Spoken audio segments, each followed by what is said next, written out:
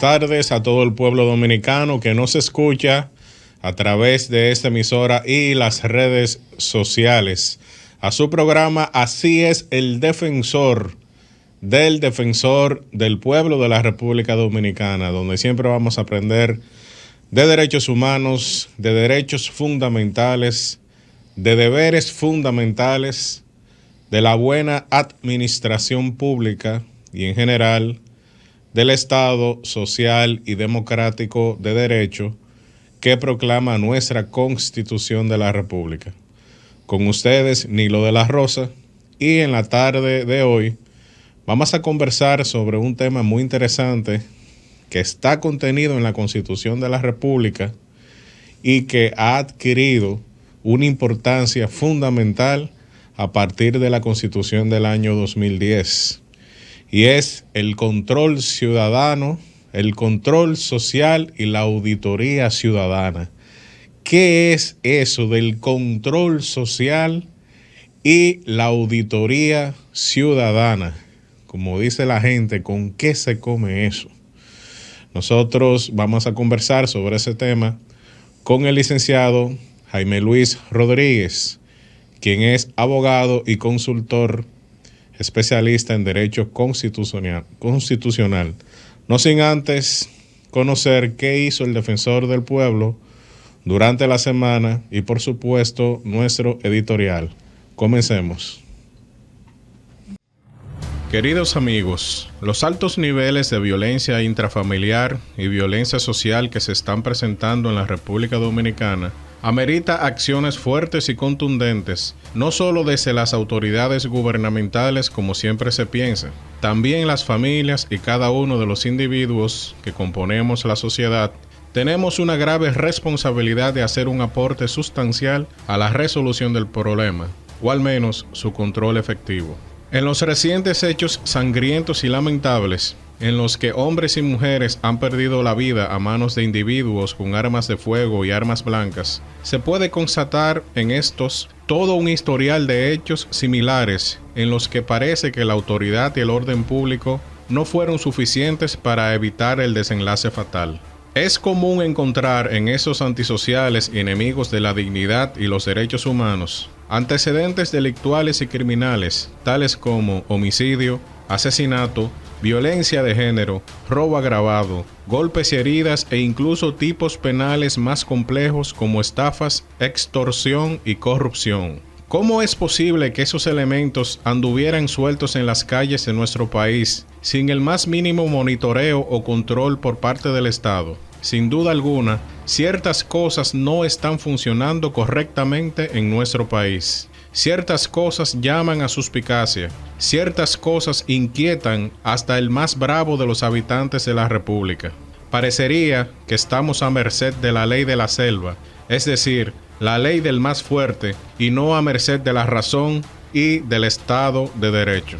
Es evidente que debemos hacer un alto y realizar cambios profundos relacionados con la forma en cómo estamos gestionando la violencia en nuestra sociedad. Ojalá que en algún momento las autoridades educativas dominicanas se tomen más en serio la gestión y manejo de las emociones, muy especialmente la ira. Según Lucio Anneo Séneca, filósofo romano de la escuela estoica, esa ira descontrolada es el vicio más detestable en el ser humano, y el individuo iracundo es el más deleznable de la especie humana, puesto que se siente a gusto colocándose fuera del atributo humano más característico, la capacidad de raciocinio. Decía Séneca que la ira es locura breve, porque impotente como aquella para dominarse, olvida toda conveniencia, desconoce todo efecto, es obstinada y terca en lo que se propone, sorda a los consejos de la razón, agitándose por causas vanas, inhábil para distinguir lo justo y lo verdadero, pareciéndose a esas ruinas que se rompen sobre aquello mismo que aplastan. Queridos amigos, nos hemos dado cuenta de que todavía subsiste entre nosotros un espíritu de barbarie y de salvajismo.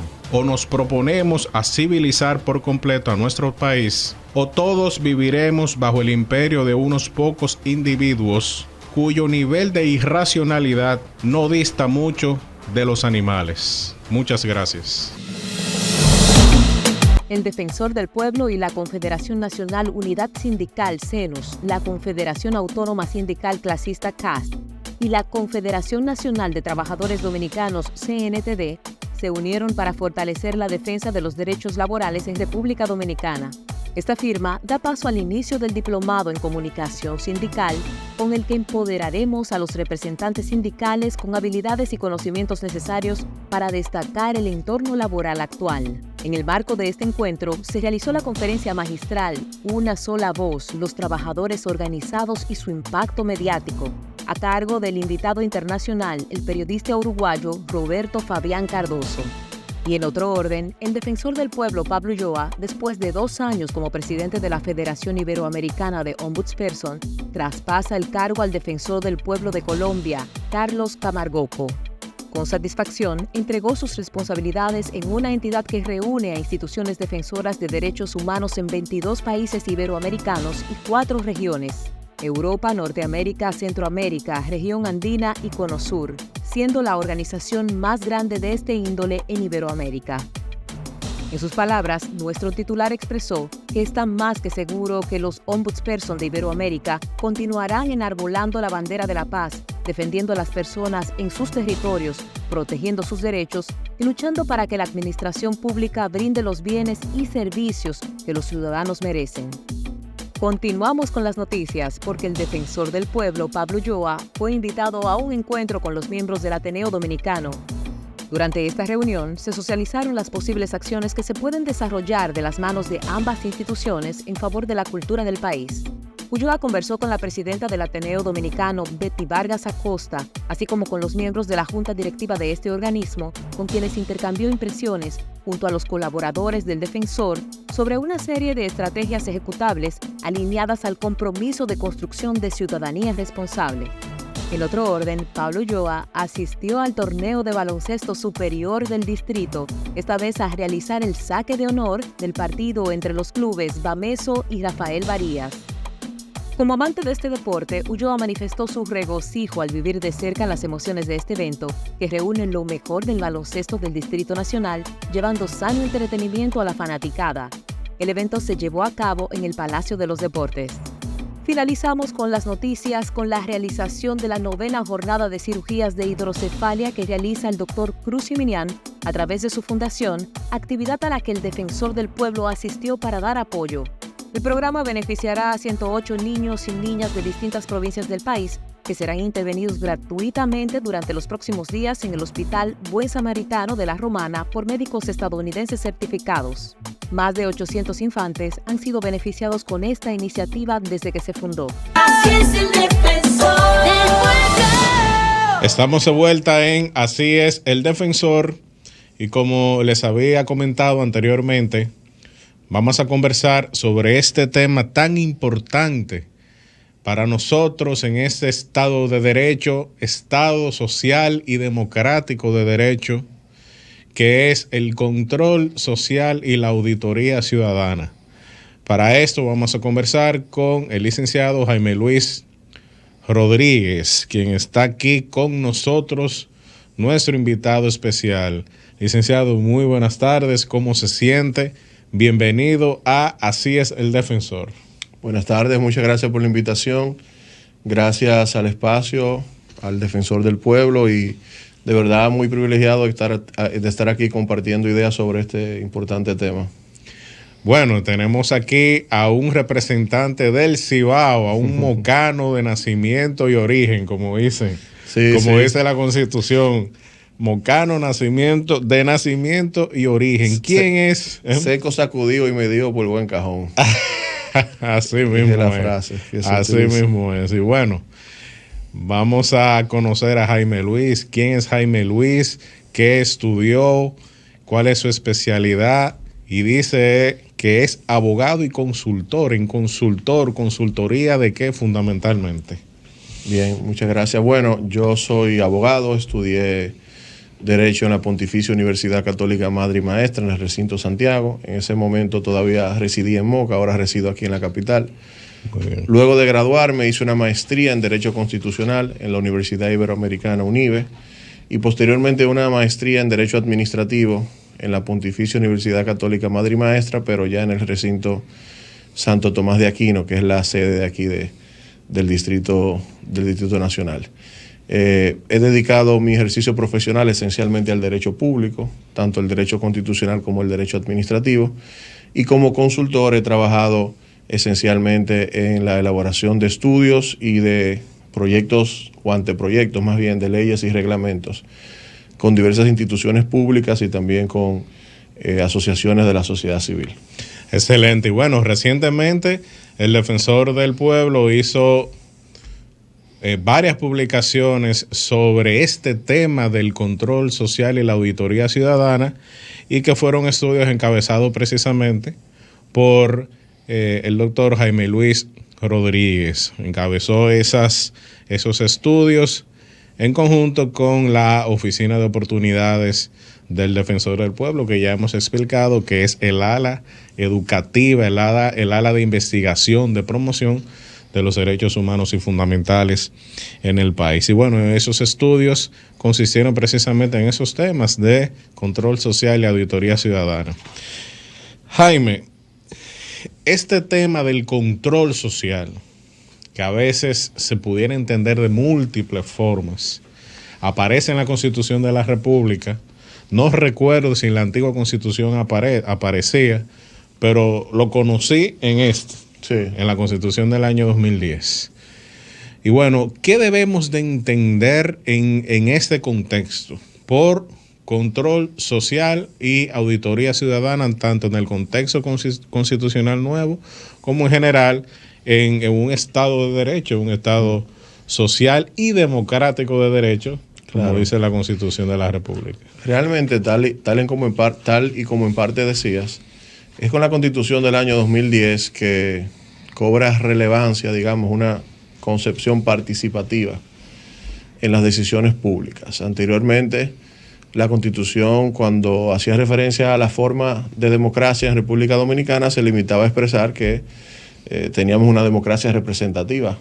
Pero a partir del año 2010, cuando hace referencia a que el poder reside en el pueblo, dice que ese poder se ejerce no solo a través de los representantes, sino de manera directa, de conformidad con lo que establece la propia Constitución y las leyes. Es decir, que la Constitución del año 2010 reconoce de manera constitucional lo que en muchas latitudes se suele denominar como un modelo de democracia participativa. Y partiendo de ese concepto de democracia participativa, entonces cobra relevancia el concepto de control social y de auditoría o veeduría ciudadana, como también se suele llamar en algunos países. Las personas no solo participan de las decisiones públicas a través del voto, que es la forma tradicional de participación directa. Las personas también participan de las decisiones públicas o de la gestión pública en sentido general a través de formas de fiscalización, de formas de control, de formas de vigilancia, de monitoreo de las actuaciones del Estado. Entonces, la idea a la cual refiere el concepto de control social se vincula directamente con las potestades y los mecanismos que tiene la ciudadanía para vigilar, controlar, monitorear el ejercicio de la función pública por parte de las distintas instituciones del Estado. Entonces, la propia Constitución, digamos que otorga un fundamento a ese control social que luego se expresa a través de diversas legislaciones que establecen mecanismos pues de participación ciudadana sobre la gestión pública. Por ejemplo, la Ley de Acceso a la Información Pública, que es una ley que ya próximamente va a tener unos 20 años, es una forma de participación ciudadana sobre la gestión pública, porque le permite al ciudadano solicitar información a las autoridades públicas respecto de sus actuaciones, y eso evidentemente pues que permite al ciudadano no solo empoderarse en cuanto al conocimiento de lo que se está haciendo, sino también derivar consecuencias de esa información que se le otorga, ya sea interponiendo una denuncia porque ha identificado irregularidades o haciendo pronunciamientos de tipo público o social con relación a lo que ha recibido. Por solo citar un ejemplo. Entonces, esencialmente a eso es que hace referencia pues la idea de control social, para decirlo tal vez en palabras un poco sencillas. Bueno, entonces estamos hablando, Jaime, de que ese control social sería en cierta forma una encarnación, una concretización de una democracia, como tú mencionaste, más participativa, más inclusiva, más directa, claro, que pudiera tener significados distintos. Sí. Esa palabra que he estado diciendo, pero estamos hablando de una democracia que va más allá de ese Estado de Derecho clásico, pudiéramos decirlo, de factura francesa, de factura norteamericana, de factura británica, y bueno, y latinoamericana también, y que va más allá del acto fundamental, que es fundamental, de la emisión o el ejercicio del sufragio. Así es. Entonces, lo que estamos diciendo y lo que tú estás planteando, para que la gente nos entienda y tú me confirmarás, de que lo que estamos viendo es entonces una democracia que no se limita al ejercicio del voto. Así es. Del sufragio, sino que esos 4 años hay un ejercicio ciudadano que incide en esos mandatarios, en esos funcionarios que fueron electos. Totalmente. Esa es la idea. O sea, la idea es de que el ciudadano sea consciente, vuelvo y repito, de que la forma de controlar, digamos, al poder público no es simplemente cada 4 años con el ejercicio del voto, sancionando mediante el voto a quienes no cumplieron tal vez con el mandato que se le confirió, sino también que tiene la posibilidad de ejercer, digamos, actuaciones permanentes de vigilancia y control sobre la actividad del Estado. Así es, bueno, y sobre todo, señores, en esas cuestiones que tienen que ver con temas presupuestarios. Claro. Que ahí es que está, por eso es que la participación ciudadana, el control social y la corrupción son como el agua y el aceite. Así es. Es decir, mientras más control social y más auditoría ciudadana hay, menos corrupción va a haber. Así es. Y viceversa. Así es. Ya luego vamos a hablar ya de lleno de estos estudios que fueron publicados por el Defensor del Pueblo y en el que estuviese directamente involucrado en su elaboración. Vamos a una breve pausa para escuchar nuestra Constitución animada para niños y niñas del Defensor del Pueblo y regresamos de inmediato. Así es el defensor del pueblo.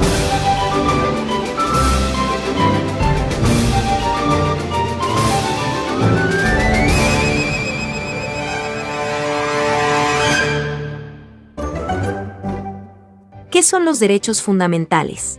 Los derechos fundamentales del ser humano son los derechos civiles y políticos que tenemos como personas. El propósito de estos es proteger a las personas contra las acciones del Estado o de cualquier persona que viole sus derechos. Algunos de estos derechos son: derecho a la vida. El derecho a la vida es inviolable. Por esto, en la Constitución Dominicana se prohíbe la pena de muerte. Derecho a la dignidad humana. La dignidad del ser humano es innata, sagrada e inviolable. La dignidad es el respeto y estima que todas las personas merecen por ser seres humanos. Derecho a la igualdad. Todas las personas tenemos los mismos derechos en República Dominicana, sin importar nuestra condición socioeconómica, si somos de distintas religiones o qué preferencias tengamos. Todos somos iguales ante la ley. Derecho a la libertad y la seguridad personal. En la República Dominicana, todos debemos sentirnos libres y seguros. Nadie puede ser arrestado sin una causa justificada por la ley, y las personas detenidas se presumen inocentes hasta que se demuestre lo contrario. Nosotros gozamos de muchos derechos. En los próximos capítulos, mostraremos más derechos que tenemos en la República Dominicana. Así concluimos este episodio sobre los derechos fundamentales.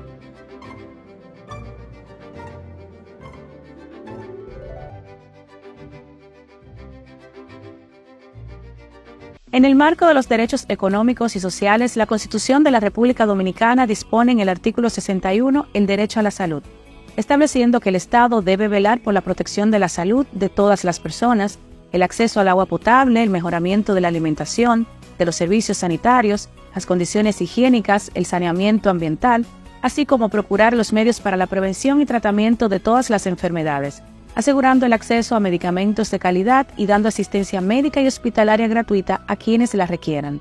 Pero la salud no es solo física, también debemos prestar atención a nuestra salud mental, y movilizar todos los esfuerzos que hagan falta para defenderla como un derecho fundamental.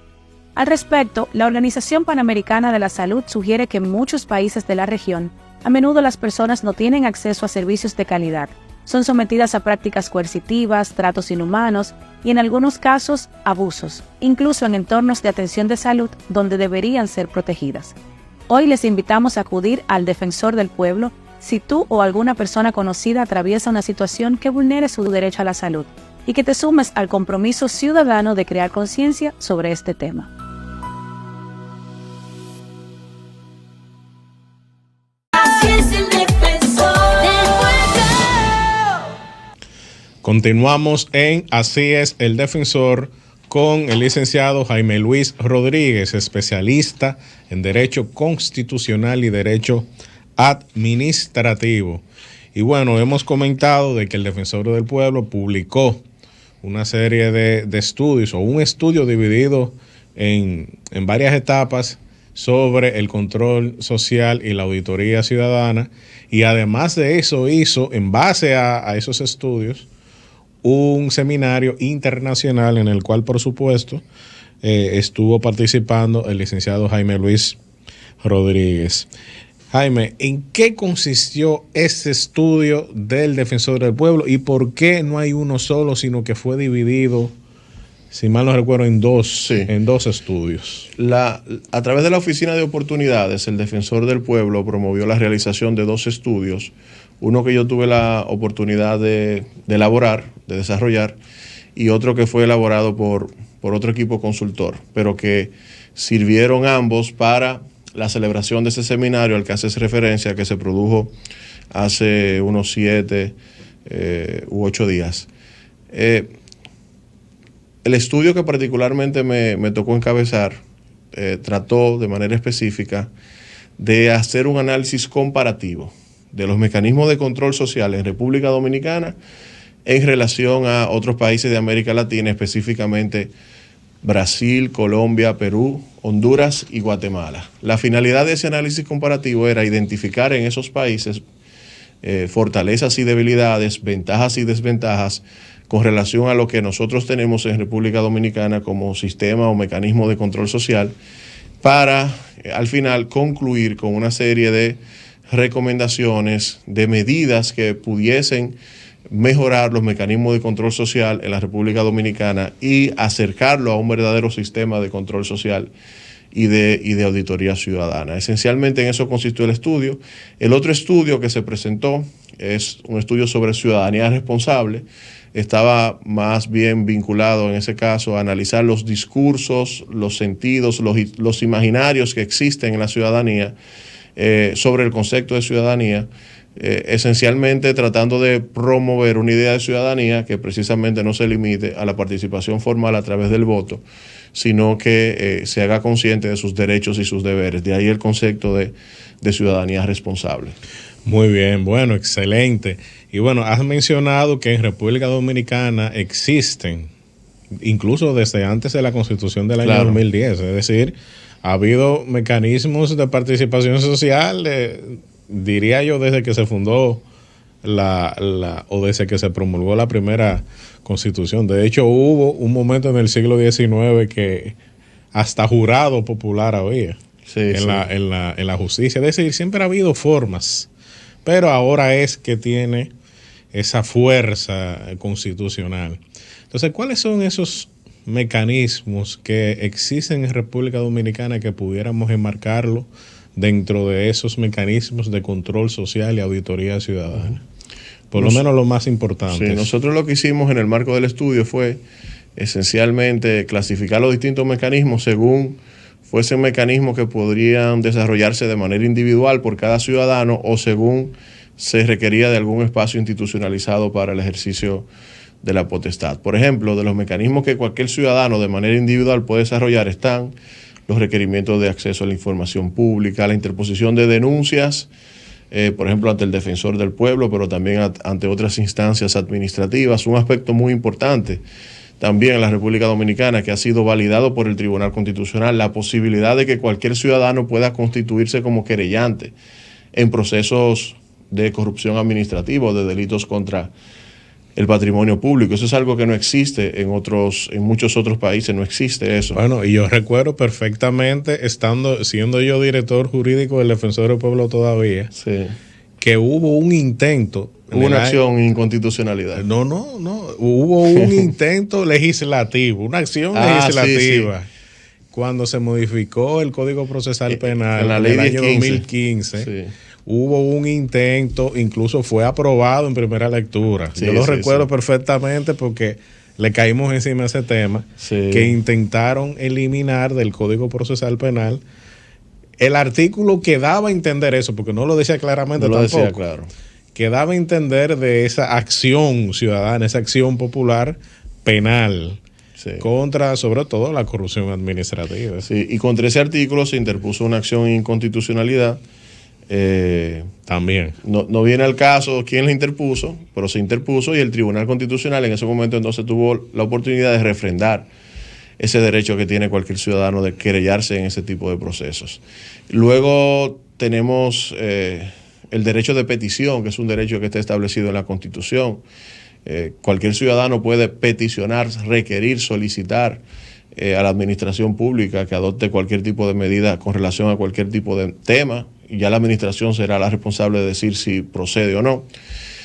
Luego tenemos también las potestades de acudir a los tribunales para controlar la actividad de la administración pública.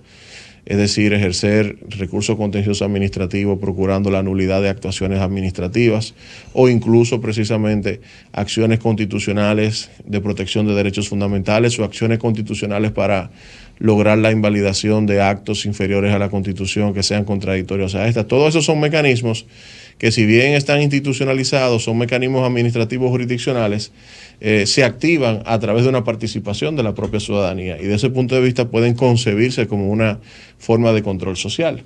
Luego, entonces, tenemos otros mecanismos que implican ya una participación, si se quiere, más institucional de la ciudadanía, como por ejemplo,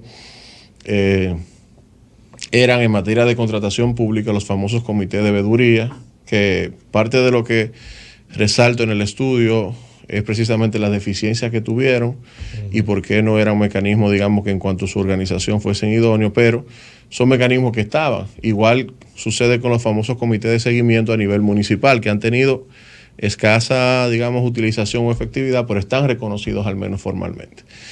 Y también está la participación de la ciudadanía en los espacios que yo particularmente denomino de discusión y formulación sobre políticas públicas, los llamados consejos consultivos, que algunos tienen un carácter territorial, como los consejos de desarrollo, consejo de desarrollo municipal, provincial, otros son consejos sectoriales, como por ejemplo el Consejo Consultivo del Gabinete de Políticas Sociales. Es decir, que aquí tenemos, digamos, una gama bien amplia de mecanismos de participación ciudadana en la gestión pública, que son mecanismos de control social.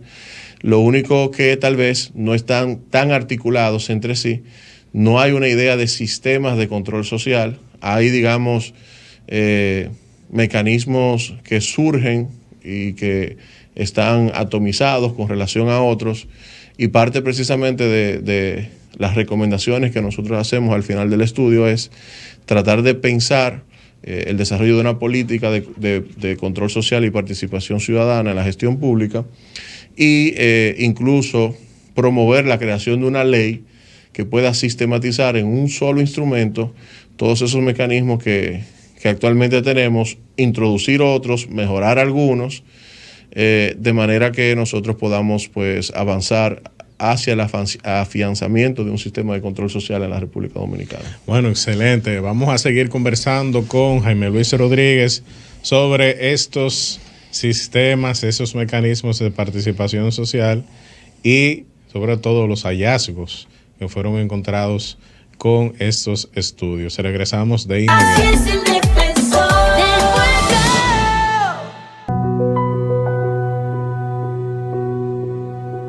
Hola, mi nombre es Alicia Santana Espinal, psicóloga clínica y de la salud.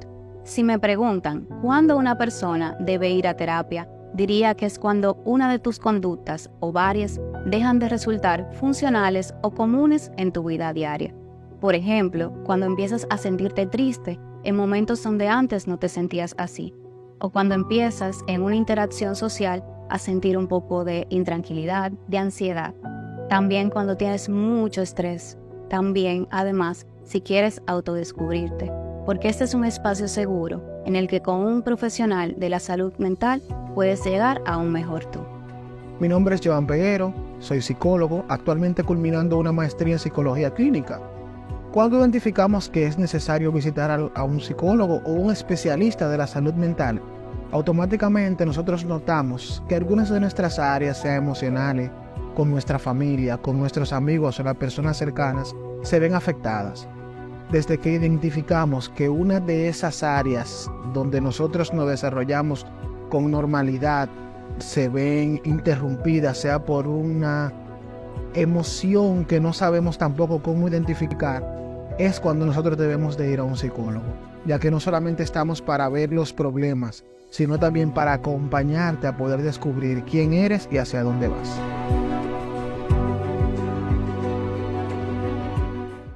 La transparencia es uno de los 4 valores que significan la gestión del Defensor del Pueblo. Por eso estoy sumamente contento de recibir en nombre de todos mis compañeros y compañeras las felicitaciones de la Dirección General de Ética Gubernamental. ¿Por qué? Porque obtuvimos 100 puntos en transparencia. 100 puntos que significan un esfuerzo de hombres y mujeres de hacer las cosas bien, pero más que todo de significar la buena administración pública, la cual está basada justamente en la eficiencia, pero también en enseñar a todo dominicano y dominicana cómo hacemos las cosas, porque de eso es parte de lo que habla el Defensor del Pueblo, garantizar la buena administración para con ello los derechos fundamentales. Enhorabuena y sumamente contento de seguir trillando una gestión basada sobre todo en valores y en 3 componentes, porque somos una institución sólida. Gracias.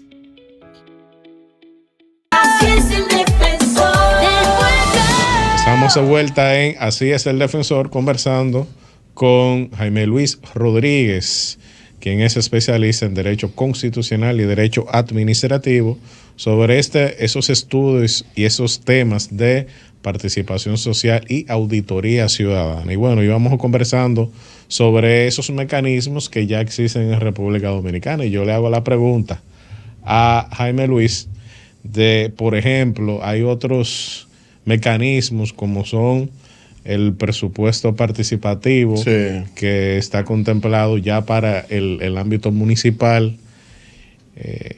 Recuerdo perfectamente que el doctor José Francisco Peña Gómez insistía mucho en ese tema. Ese era un tema de él en su momento, cuando estaba en vida, pero la ley fue aprobada mucho después de la muerte de él. Sí. Y también, Jaime, aparecen en la Constitución una serie de elementos que todavía no están normativizados, como el referéndum, plebiscito, también esa es la iniciativa popular legislativa. ¿Esos mecanismos también son de control social o son de otra categoría? Algunos de ellos yo creo que pueden considerarse como parte del control social. Por ejemplo, el presupuesto participativo implica no solo la posibilidad de incidir en la identificación de proyectos desde la ciudadanía para que luego se invierta en su desarrollo, que es precisamente lo que es el presupuesto participativo, sino que también implica la constitución de esa ciudadanía en, digamos, fiscalizador y vigilante de la ejecución efectiva de esos proyectos. Y eso se hace a través de los comités de seguimiento. Y qué bueno que mencionaste el tema de los presupuestos participativos, porque tal vez es la experiencia, digamos, más paradigmática de participación ciudadana sobre la gestión pública. Y surgen como un fenómeno esencialmente en Brasil, y a partir de ahí se fueron expandiendo a todos los países de América Latina. Algo similar sucede con el tema del referendo, que hay 2 tipos de referendo en la Constitución. Está el referendo aprobatorio, que es un referendo que aplica únicamente para ratificar una reforma constitucional sobre ciertas materias, por ejemplo, modificación de normas vinculadas a derechos fundamentales, entre otras.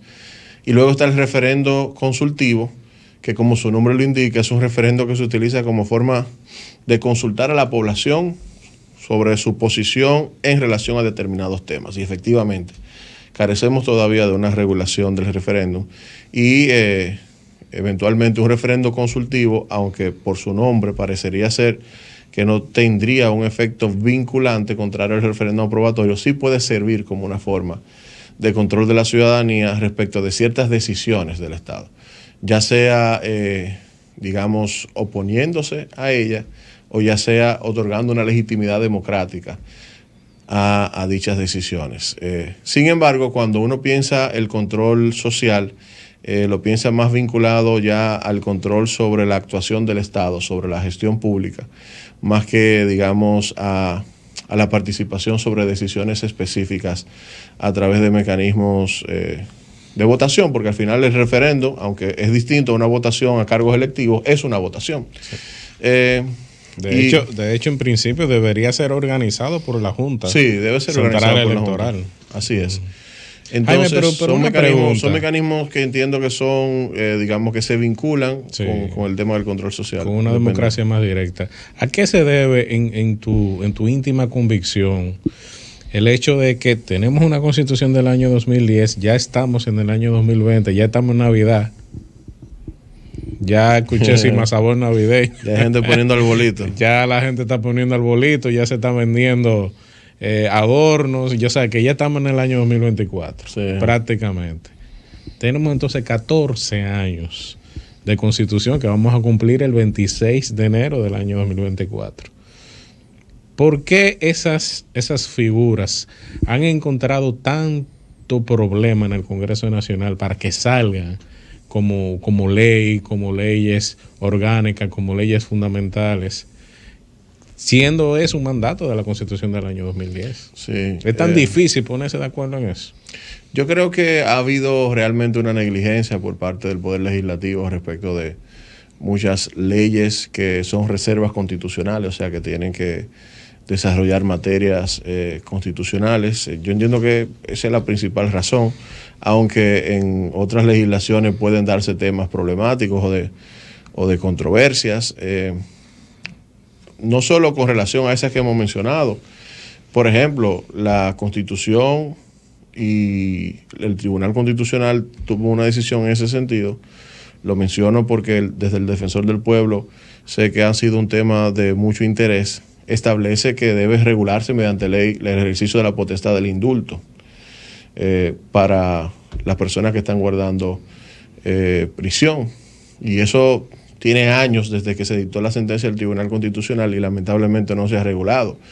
Y fíjate el daño que eso provoca, porque yo no recuerdo la última vez que desde la presidencia se ha ejercido la potestad del indulto aquí. Hace ya varios años. Que regularmente se ejerce en Navidad. En Navidad. Y para el 27 de febrero también. Y se dejó de ejercer, entiendo yo, en gran medida por el costo político que implicaba, por el hecho de que ante la ausencia de una regulación, lo que predominaba era la discrecionalidad. Y hubo algunos casos controversiales que recordamos de hace ya más de 15 años, de indultos que no fueron recibidos bien por la población. Pero es un mecanismo que debería estar regulado, debería existir, porque hay casos reales de personas, digamos, que están en condiciones de salud grave, presas por delitos que tal vez no son tan graves desde el punto de vista social, que deberían ser beneficiados, por ejemplo, con un indulto. Entonces, sí, realmente yo entiendo que ha habido en gran parte negligencia del Poder Legislativo.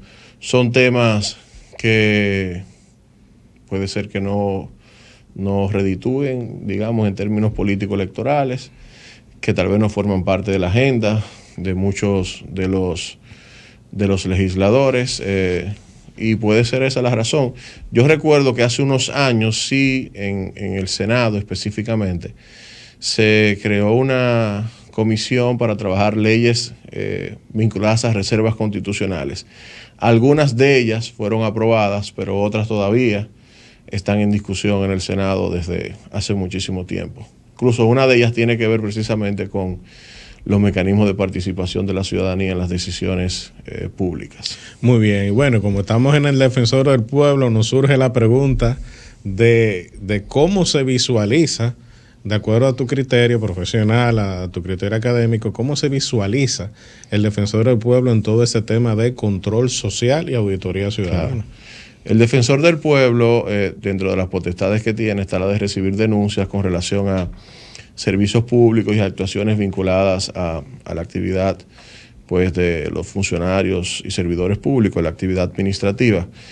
Una de las cosas que nosotros presentamos en el estudio como recomendación es revisar la legislación del defensor del pueblo para poder ampliar algunas de las potestades que les reconoce la ley, que realmente son limitadas. Pero además de eso, y tomando como ejemplo el caso colombiano, el defensor del pueblo, que juega un rol fundamental en el tema de la protección en la prestación de servicios públicos, nosotros entendemos que puede fomentar la creación de espacios de protección al usuario de los servicios públicos y a través de mecanismos jurisdiccionales como por ejemplo el amparo colectivo o el amparo de cumplimiento. Para ambos tiene legitimación el defensor del pueblo de accionar ante un tribunal. Entiendo que puede lograr resultados positivos en lo que tiene que ver con la participación de la ciudadanía, en este caso específicamente en su relación con la administración pública, cuando de servicios públicos se trata. Bueno, y en ese caso cabe decir que hay un proyecto piloto, pudiéramos decirlo así, de una defensoría del contribuyente en la Dirección General de Impuestos Internos, que va muy, muy alineado a esa idea que tú estás diciendo. Y bueno, vamos a una breve pausa y regresamos de inmediato. Así es el defensor del pueblo. La salud mental abarca nuestro bienestar emocional, psicológico y social, siendo tan esencial como nuestra salud física.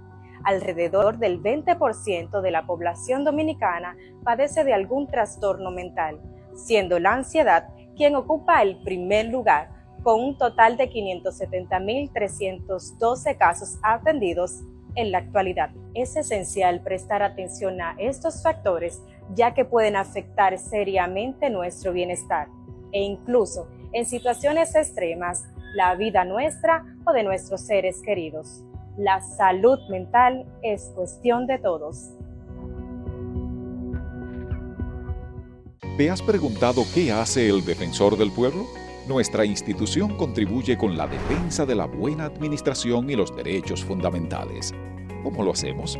Intermediamos en conflictos que puedan darse entre los ciudadanos y las instituciones del Estado. Vigilamos y supervisamos las actuaciones ilegales, arbitrarias o erróneas de las instituciones y funcionarios del Estado. Sugerimos cambios de criterio de los actos y actuaciones de la administración pública que violenten derechos. Promovemos y educamos a la sociedad en derechos humanos y fundamentales. Y accionamos en amparo de los derechos de las personas e intereses colectivos y difusos. Entérate de esto y mucho más en nuestra página web www.defensordelpueblo.gov.do. Teléfono 809-381-4777. Síguenos en Facebook, Twitter e Instagram a través de @defensorrd. Vamos por lo que nos une. Así es el defensor del pueblo. Continuamos con Así es el defensor, sobre este interesantísimo tema de la participación social y la auditoría ciudadana. El licenciado Jaime Luis Rodríguez había manifestado de que parte del estudio fue comparativo. Sí. Es decir, hubo un ejercicio comparativo de países cercanos pero distintos. Mencionó Guatemala, mencionó Brasil, mencionó Colombia, que son países que, si bien es cierto, estamos en la misma familia, digamos, iberoamericana, son países que tienen unos contextos históricos radicalmente distintos entre ellos y con nosotros también. De hecho, los defensores del pueblo o las instituciones equivalentes en esos países nacieron por razones muy distintas y en contextos muy distintos a lo del dominicano. Así es. El dominicano se pareció un poco más al español que a la forma en cómo nació en esos contextos de guerra civil, de masacre, de fosas comunes, etcétera, etcétera. Jaime, ¿cuáles fueron esas, qué tú pudiste apreciar de esos países latinoamericanos, sobre experiencias y figuras que serían interesantes y aplicables en un contexto sociocultural como el nuestro? Sí. Por ejemplo, en el caso de Brasil, que es el país de referencia en temas de participación ciudadana sobre la gestión pública, porque precisamente en Brasil se origina la idea del presupuesto participativo. Ellos, en el gobierno de la expresidenta Dilma Rousseff, desarrollaron mediante un instrumento normativo una política coherente de participación y control social.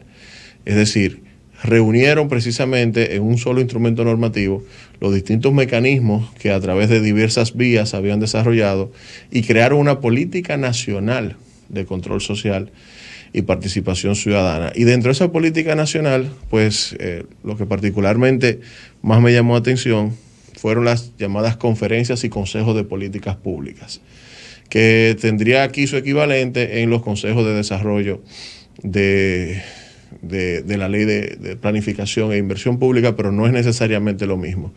Allá se promueve la creación de espacios de participación ciudadana vinculadas a cada política sectorial, con posibilidad de incidir en la formulación de la política, en el seguimiento, en el monitoreo. Pero aparte de eso también se promueve la creación de esos espacios en el ámbito territorial. En el caso de Colombia, Colombia tiene 3 legislaciones fundamentales en materia de control social. Una es una ley de veeduría ciudadana, que nosotros, por ejemplo, no tenemos, una ley que, digamos, establezca criterios claros, precisos, coherentes sobre la veeduría ciudadana. Tiene una ley súper interesante de control ciudadano sobre la prestación de servicios públicos intradomiciliarios, el servicio de energía eléctrica, de agua potable, de gas, entre otros, precisamente bajo la idea que comentaba hace un rato de protección de los usuarios de esos servicios. Y tiene también una legislación general de participación ciudadana sobre la gestión pública, que es algo de lo que nosotros carecemos. Lo mismo sucede con el caso de Perú. Ellos tienen una ley de participación ciudadana que reconoce una serie de mecanismos súper interesantes. Dentro de ellos, por ejemplo, la demanda de rendición de cuentas. No ya simplemente solicitar información, sino también requerir a las instituciones y los funcionarios responsables cuentas, incluso a través de una demanda que puede derivar en un proceso jurisdiccional. En el caso de esos 3 países fue donde, digamos, de manera más visible, nosotros pudimos identificar experiencias que pudiesen ser interesantes para la República Dominicana, no extrapolables de manera crítica, pero sí servir para una reflexión respecto de cómo podemos nosotros mejorar nuestro mecanismo o incluso pensar nuevos mecanismos. Jaime Luis, usted ha mencionado en varias ocasiones la palabra jurisdiccional. Esto es un programa educativo. Sí. Y bueno, quisiera que le expliques a la gente qué significa jurisdiccional, sí, cuando tú mencionas tanto eso. Claro. La palabra jurisdiccional viene de la palabra jurisdicción, que a su vez viene de una palabra en latín que se dice jurisdictio. Quiere decir el derecho. Muy bien. Entonces, cuando ustedes escuchen a un abogado o a una persona, a un profesional, hablando de jurisdicción, a lo que está haciendo referencia es a los órganos que tienen la responsabilidad de decir el derecho, que en la República Dominicana y en la mayoría de los países son los tribunales. Los tribunales son los que, ante conflictos, determinan cuál es el derecho que aplica a cada caso. Por eso dicen el derecho. Ese, digamos, es la explicación incluso etimológica de la palabra jurisdicción. Entonces, cuando los abogados de manera inconsciente, ¿verdad?, la decimos, esos son, digamos, sesgos del oficio. Claro. Porque la gente no lo entiende. La jerga. Pero cuando hablamos de jurisdicción nos referimos entonces a tribunales. Cuando yo digo, por ejemplo, de mecanismos jurisdiccionales, son mecanismos o procedimientos que se pueden llevar ante los tribunales para que los tribunales determinen en cada caso cuál es el derecho aplicable. En contraposición a los mecanismos que se pueden llevar en la administración pública. Exacto. Bueno, para decirlo claro, ante los ministerios, ante las direcciones generales, etcétera, etcétera. Ya ahí, entonces tenemos dos. Que los mecanismos ante los tribunales suelen utilizarse cuando no hay una respuesta de los mecanismos administrativos. Por ejemplo, si yo solicito información pública a una institución y esa institución me niega esa información, yo puedo acudir a un tribunal para que ese tribunal o ese juez le obligue a ese funcionario público de esa institución pública a que me entregue la información. Bueno, Jaime, ya para nosotros ir finalizando, ¿cuáles son esas potencialidades, como se dice también, esas oportunidades de mejora? Sí. Porque ya no se puede decir la cosa como ahora, son oportunidades de mejora en materia de control social y auditoría ciudadana en la República Dominicana. ¿Qué podemos hacer? Sí.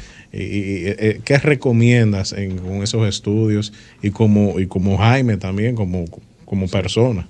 Yo creo que la República Dominicana está en un contexto histórico muy favorable a la participación ciudadana. Los movimientos sociales de las últimas, digamos, 2 décadas, pero con mucho mayor énfasis, lógicamente, en la última década, han creado, desde mi punto de vista, una nueva subjetividad.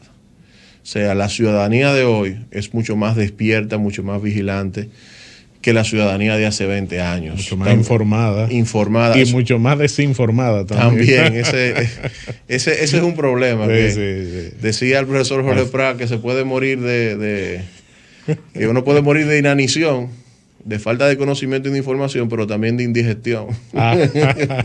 Entonces, sí, eso es un problema también. Sí. Ok. Entonces,